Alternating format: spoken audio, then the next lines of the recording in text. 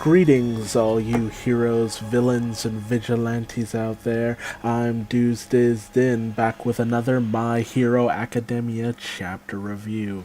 This time it's chapter 211, and depending on which translation you might be reading, it's either called Successor, my personal favorite of this, or That Which Is Inherited from the official Shonen Jump release.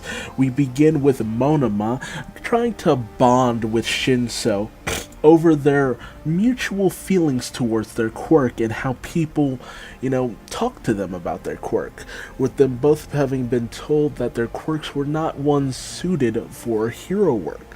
But Monoma tries to encourage in his own way, tries to encourage Shinso to keep pursuing the hero life. If he works hard enough, he should be able to go the distance. Even going so far as to say that sometimes you need to embrace your darker side to do so, especially in terms of their line of work. He even tries to, he asks Shinso how he was able to get Midoriya to, respond to him during the tournament when Midoriya already knew the ability of his quirk. And Shinso simply responds that, in order to do so, he just figured he'd insult his friends and see what happened. We then get a bit of a, voiceover over the fact that, I actually don't really know whose voice it is. It might have been Nana Shimura, it could be anyone's voice, but as Deku's one-for-all power starts to rage out of control, we get this voiceover talking about how quirks might actually, be a heavy burden towards people. Childhood dreams are kind of like a burden to those who grow up, which, is a very bitter way of looking at it, but to a certain degree it can be. Whereas, like, if you don't achieve those dreams, you feel like you're not doing anything with your life, and that can really drag you down in a lot of situations. But, a lot of people who see this happening to Deku, all this energy just bursting forth from his right arm,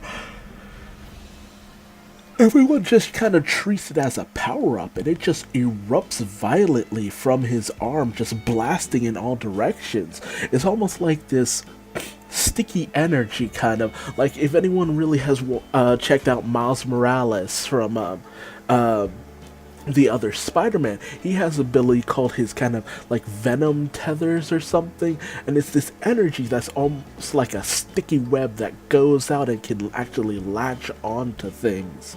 So it's very much akin to that, and it starts throwing him all over the place. And Deku ends up on the ground and Shinso's nearby, and Deku's just like, dude, don't come anywhere near me. I cannot control this power. Get away from me. And his power is just going all over the place, destroying everything. It's just out of control. And even All Might notices this and just calls over to Aizawa and Vlad like, dude, stop this, turn this, shut this thing down, something's wrong, he's going out of control.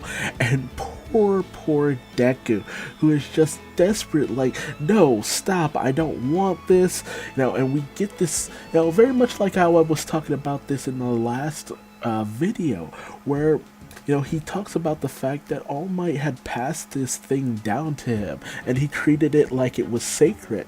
He was unable to use it. His body was always breaking down or being violently injured by his own abilities. But when he finally started to actually make some headway with this ability, and things were finally starting to look up, like he was finally getting a start on really, adapting and learning more through his powers, this happens, and it's just like, it's something so totally beyond his control. And he's just broken up over the fact that people now have to kind of worry about him, because people will worry about him and what's going on with his powers. Can he even truly become a hero with his power just raging out of control like this? Which, of course, he still can. He's the protagonist, not to mention Dark Shadow, raged out of control that one time. So he definitely can try to get a handle on it with some practice and training. and it's so sad because he's streaming out for One for All to stop, only for Uraraka to just jump in, grapple onto Deku, and she calls out to Shinso, and that's where our chapter ends, with Uraraka grabbing onto Deku, despite how violent his energy's just blasting out. Like, more power to this young lady, because Jesus, jumping into the eye of the hurricane, like, geez, props to you, the bravest girl out there. Get you a girl who can do both. Be sweet and innocent, but also a total badass.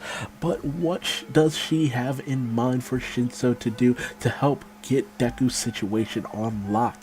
And what will happen to Deku after this? Because naturally the training's going to come to a halt.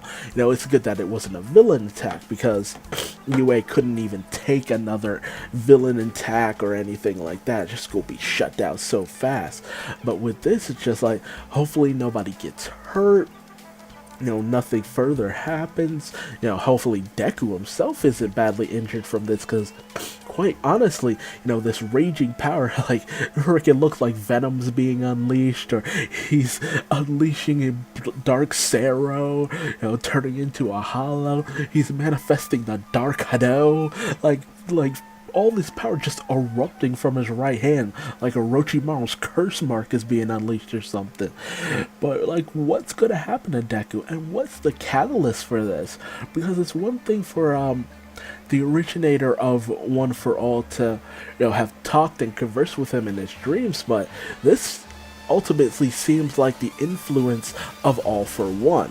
So what actually will happen from here on out is very much up in the air. So hey, how about telling me your thoughts in the comment section below? What do you think the end goal in order to get Deku's power under control will actually be, and where we would go from here in terms of what the teachers decide in terms of Deku's powers.